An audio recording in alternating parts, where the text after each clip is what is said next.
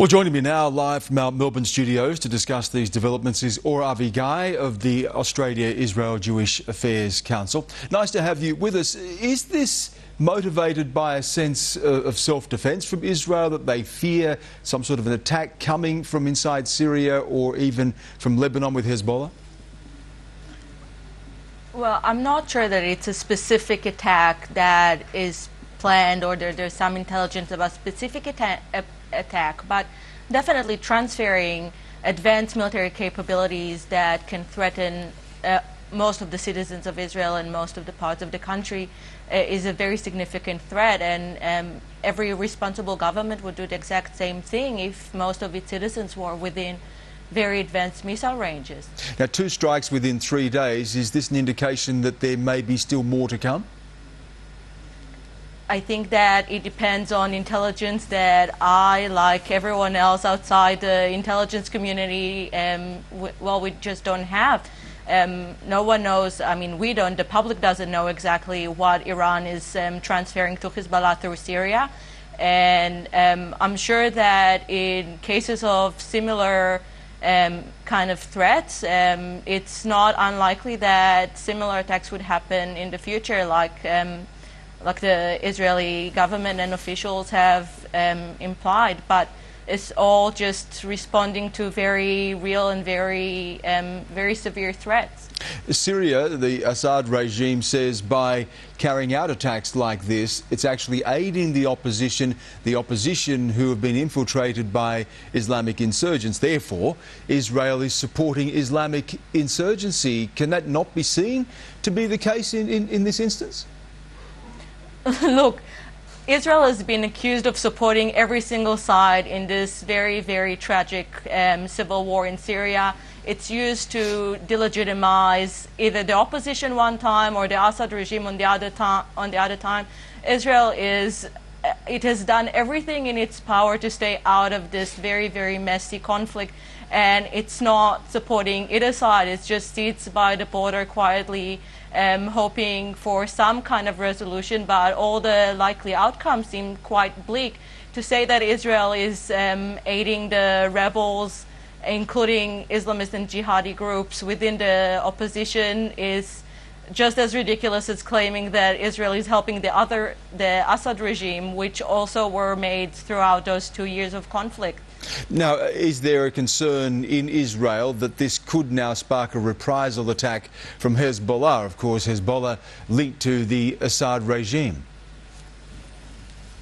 Yeah, well, I think that it's a constant threat in Israel. Hezbollah, when they want to attack and when they can attack, they do that regardless of any kind of acts of aggression by Israel and regardless of their involvement in Syria helping the Assad regime. I think that there is no real, not that there is no fear of retaliation, but there is just a feeling that this needs to be done. This had to be done regardless of any possible reaction. And I think that everyone just hopes that things will keep quiet and that Hezbollah is too involved in Syria and too deterred by previous conflicts, and we'll just stay quiet on this one as well.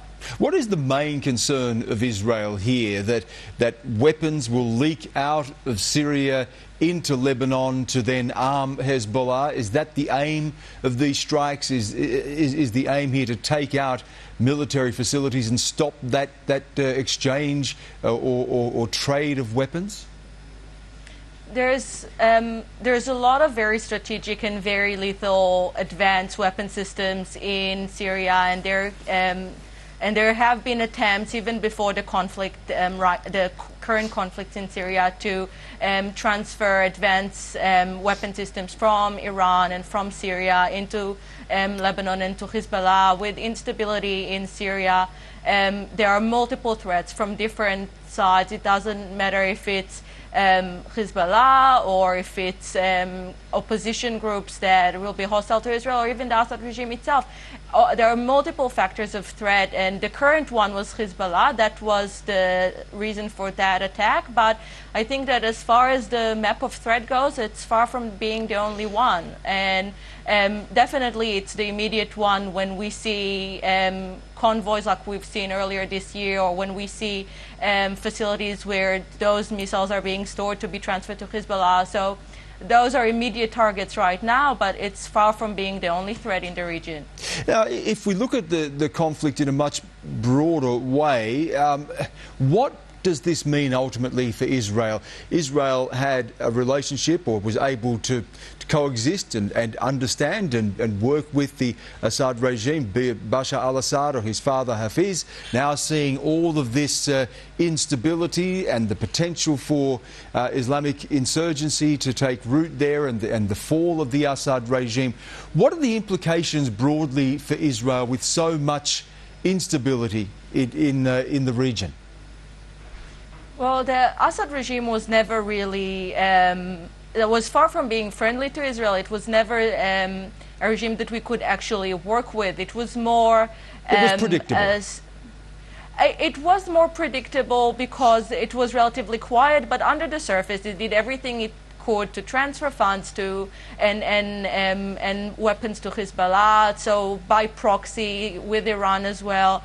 It was an ongoing tension and situation that was just waiting to escalate, as it happened a few times during throughout the years. Even if the border with Syria itself was relatively quiet, through Hezbollah, through its support to Hezbollah, the Assad regime couldn't really be seen as even a predictable. Well, the only thing that was predictable, that it will continue to support Hezbollah and continue its alliance with Iran. So it was the devil we know, but nonetheless still a devil. There is great concern right now about the ongoing civil war with refugees and humanitarian crisis in the region.